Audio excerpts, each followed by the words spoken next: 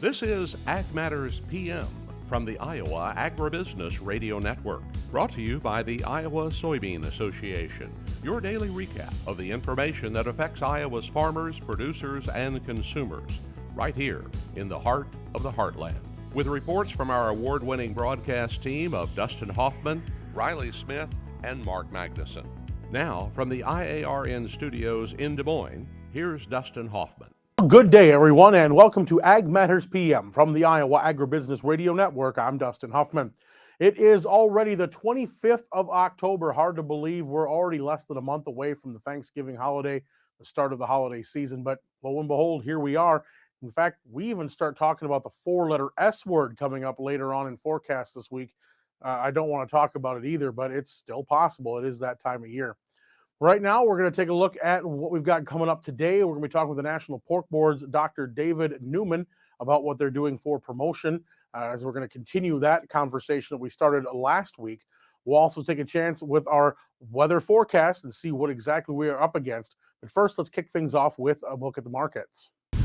It's time now for the Ag Matters PM Closing Market Summary, your source for market analysis and settlement prices from the day's trade in Chicago, courtesy of the folks at agmarket.net. We're at the end of another trading day, and it's time to talk with Tyler Schau of agmarket.net. Tyler, what did we see in those grain markets today? Pretty soft day in the grain markets.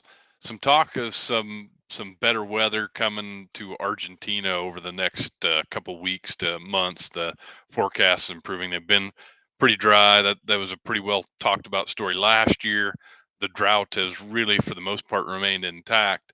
But now the forecast is starting to pump in a little bit better rains. And so kind of saw a softening of that soybean meal market. That's kind of what started it off. We actually went and put in a contract high on December soybean meal overnight, got as high as 439.40, and then kind of reversed throughout the day. And that just led to the softer tone on soybeans and wheat, and likely pulled corn down with it as well. Well, we definitely can relate to wanting to get out of the dry weather, though, so we can understand they're probably excited to see some more moisture in their forecasts. Yeah, I mean that's always the crux when it comes to production agriculture. We hope there's a drought somewhere. We just hope it's not in our backyard. That's usually how it goes. So, I mean, as harvest progress is getting closer and closer to wrapping up, I know we're getting more rain here for the next couple of days. We even got the four-letter S word starting to show up in our forecast for this weekend. So, I mean, we've had a long fall. We've been lucky with that, but that the fact that we could see some snow flying in some parts of the Midwest, that's got to put a little sense of urgency on to put the last acres in the bin. Yeah, our phones have been pretty quiet here the last couple days. We're North Dakota is, I mean, where I'm at in kind of central North Dakota, we're expected to start getting some snow here this evening as it turns dark. I talked to some customers up in northwest North Dakota. They've already got a couple inches of snow on the ground, and it's snowing pretty heavy. It is soaking it up. But most of the producers we work with have been going gangbusters trying to get what's remaining out in the field harvested and in the bin. I got a few customers in Iowa in the same boat. They're trying to race ahead. They've had a few delays here in the last couple of weeks with rains, and so they're out there trying to get her done before this next system comes through. Yeah, it definitely gives me some flashbacks of some early 90s in Minnesota, especially when we had the one blizzard on Halloween. And after that, everybody got a little twitchy and wanted to get done, but understandably so. So livestock side of things, I know cattle haven't had the greatest past couple of days. How are they doing now, and how the hogs turn out? A little bit of I don't want to say a bottoming effect and get anyone's hopes up, but a little bit of a rebounding in the feeder calf market, and that also kind of helped prop up the live cattle market. November feeders closed up $2.62 today. That October board is going to go off tomorrow. That settles against the feeder calf index. Feeder calf index looks like it's probably going to come somewhere in that 240 range. So it's going to be tough for your nearby feeder contracts to push significantly higher with the cash down in that neighborhood. We'll have to see how auction markets respond over the next couple of weeks to kind of set the direction for that November and January feeder board. Word on the street is that cash cattle are still, or for fat cattle, are still relatively strong. Packers are out trying to bid them up.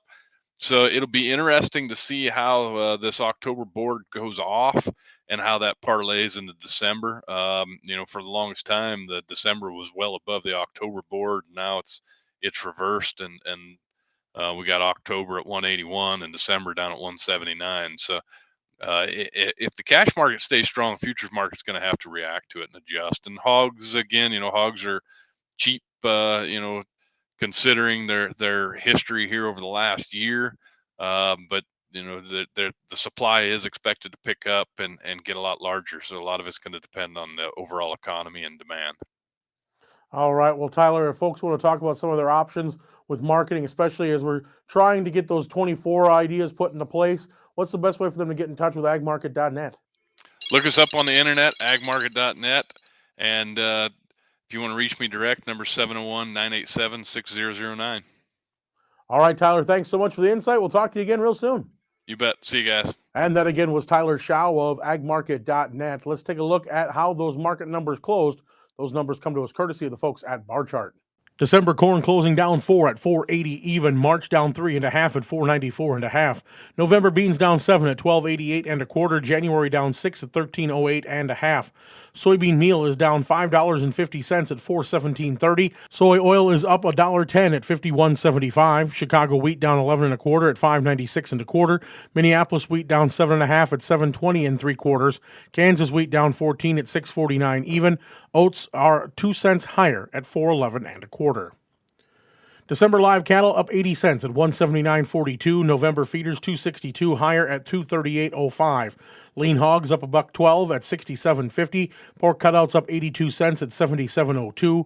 Class 3 milk down 11 cents at 17.56. And that's been the Ag Market Recap. We're going to take a short break and hear from the Iowa Soybean Association and the Soy Checkoff. And when we come back, we're going to talk with Dr. David Newman of the National Pork Board. This is Ag Matters PM. Iowa Soybean Association is driven to deliver for Iowa's 40,000 soybean farmers. We're proud to provide objective agronomic research, a helping hand with soil and water stewardship, and timely industry news powered by the Soybean Checkoff. Learn more at iasoybeans.com. Welcome back to AMPM. I'm Dustin Huffman. Well, we know that we're winding down at National Pork Month and Porktober, as some have come to call it. But we also have to talk about what's being done to help promote the product year-round, not just in October. And as we look at the market numbers, as we heard from Tyler, hogs haven't been taking it very well the last couple of weeks and months. Again, we have to see what's being done to increase domestic and international demand. For that, we continue our talk with Dr. David Newman of the National Pork Board. The board just launched our new campaign, which is called Surprisingly Pork, which is very specifically focused on millennial moms. It's also focused on working with multicultural audiences, talking about the health benefits, and I did say health benefits of eating pork, and that there's been a lot of long-term misnomers about where pork or where other proteins fit in the human nutrition cycle. But the reality is we are really trying to say that pork is healthy, and we're subverting people's ingrained beliefs over time. The pork is a healthy, nutritious protein. So also getting back to talking about the consumer, we mentioned it briefly earlier, the economy being what it is. Obviously, pork is a great option for that protein essentials that we need in our diet. And, because of the fact that right now it is a cheap alternative to a couple of the other competing proteins out there, such as beef and poultry. But how do we strike that balance between being that spot where consumers can get that most bang for their buck, but yet increase the demand enough that the producers are able to capture more market dollars, by the fact that we're seeing an increased demand because of its cheapness at the meat counter right now? Right. Well, certainly we recognize the situation that's going on right now in the industry and deeply empathize with the producers of where they're at. This really is the industry right-sizing itself currently. When we think about supply, we think about demand, and I mentioned earlier, coming off of the COVID-19 pandemic, things like SNAP benefits, and those going away, and we're really understanding about how we position pork now in this retail and food service setting.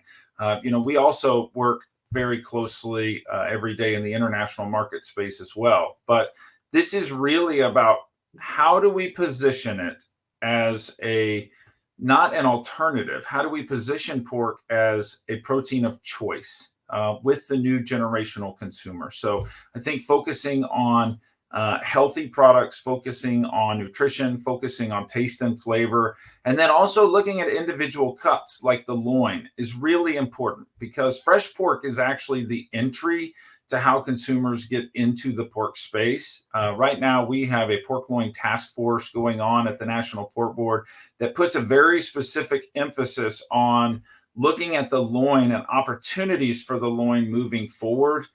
Because over the last 20, 30, 40 years, the loin has actually drugged down the carcass cutout, meaning that item has actually been one of the lower priced items that comes from the pig.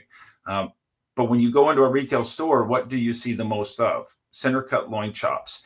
Certainly, you know that something like an Iowa chop is really good. A bone-in pork chop is really good. It's about positioning that and maybe even thinking about it differently in terms of innovation to help drive, as I mentioned earlier, not only the volume proposition, but the value proposition. And doing that and positioning it that way can help us drive value on one end of the food chain, which is talking about the processing and the retailer, the people that deal with the consumer every day, but also on the production end, the U.S. pig farmers that we represent every day, to try to lift that value proposition for them as well. So obviously getting that message out is especially important during National Pork Month. Tell us a little bit more about those efforts being undertaken this month to bring more of a spotlight to it. Sure. Well, what I would tell you first is that our team is working really hard on behalf of pork producers in the United States. And so we take this very seriously. And as I mentioned earlier, we're looking at the data and the insights to make a difference. And I'll give you a few examples. One is part of our nutrition platform, and surprisingly, pork is a program called Pork and Partners. Our nutrition team just recently got back from something called the FNCE conference, which is Food and Nutrition Conference and Expo, which was held in Denver recently, talking about pork as a carrier food, talking about the health benefits of how not only you consuming pork and how good it is for you from a health standpoint, but how to cook it, how sustainability, cultural relevance, those type of things tie in. The World Meat Congress was held last week in the Netherlands, and we had part of our international market development team there. I was a part of that, and we were working really to talk about where is pork going in the future, where are we making headway, not only in traditional markets like Japan and elsewhere, but in markets that are growing for us in the international market space. Think along the lines of Malaysia, where we have a huge amount of explosion in the pork business, and we want to position pork where it is. And then the last piece I would mention is just this multicultural component that I talked about earlier. And this really is one of those situations of fishing where the fish are as a growth strategy. And I think that's really important for consumers to understand, is that where most of the pork consumption is in the United States is where we do not have a lot of pigs being grown. So this isn't just about focusing our marketing efforts in the Midwest, which is very important. Certainly we have millions of consumers here, but focusing it in other states as well, where they may have a very low pork or pig population, but they have a tremendously high consumer population that fits many of the demographics I talked about. All right. Well, Dr. Newman, I thank you so much for the time. I guess that's all the questions I have for you. Is there anything you want to add for our producers here today? You know, the only thing I would like to say is that being involved in the pork business my entire life, we live this space every day in understanding how important it is that we position pork for consumers. And it's an honor to work on behalf of U.S. pork producers. And as we continue to work in our efforts, we would gladly take any questions or comments, and just know that we are working on behalf of U.S. pig farmers every day to make this happen. So thank you very much. That again was Dr. David Newman of the National Pork Board here on October's National Pork Month. Let's go ahead and take a look at the weather. Well, cloudy and dreary, and it looks like it's going to stay that way for the next couple of days. In fact, showers are mentioned all the way up into the weekend forecast, and even some thoughts of snow in the far northern parts of the state. That is a possibility. We'll have to wait and see if that actually pans out. But again, we do need the moisture, so it's kind of tough when, again, as we've always said, when you're in that middle of a harvest season. You want to get done, but you also understand the soil needs to regenerate and get us started for next year. Let's take a look what the National Weather Service has in store for us for the next 24 hours. Well, it's going to be a straightforward cookie cutter, but very damp forecast coming up for the next couple of days. Even the 4-letter S word could be showing up by Saturday in some parts of northern Iowa. But for today, showers and storms across much of the state. We're going to see temperatures anywhere from the low 60s to the mid 70s. Tonight, chances of showers and storms, and we'll see low temperatures anywhere from the upper 50s to the low 60s. And then tomorrow, widespread rain and thunderstorms will continue across the state. We'll see highs anywhere from the mid 60s to the low 70s. Taking a look at the affiliate weather map for you for tomorrow, as you can see rain in the forecast across the whole state. Cherokee will be rainy and 66. Shenandoah, showers and storms and 72. Des Moines and Albia, both showers and storms, 71. Waterloo, showers and 70. Clinton will be seeing 69 degrees with showers and storms. And that's been your Ag Weather Outlook. And that brings us to the end of today's show.